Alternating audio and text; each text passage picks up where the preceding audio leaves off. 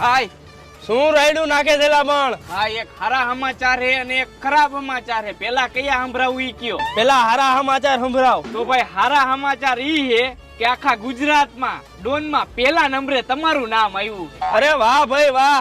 આજુબાજુના 12 ગામમાં જમણવારનો પ્રોગ્રામ ગોઠવો અને નાચવા વાળીઓને બોલાવો અને તું દેશી દારૂ વાળાને તું ઇંગ્લિશ દારૂ વાળાને કહી દે અને 12 ગામમાં મારું નામ ગુંજી ઉઠવું જોઈએ. જાવ જલ્દી હાલો.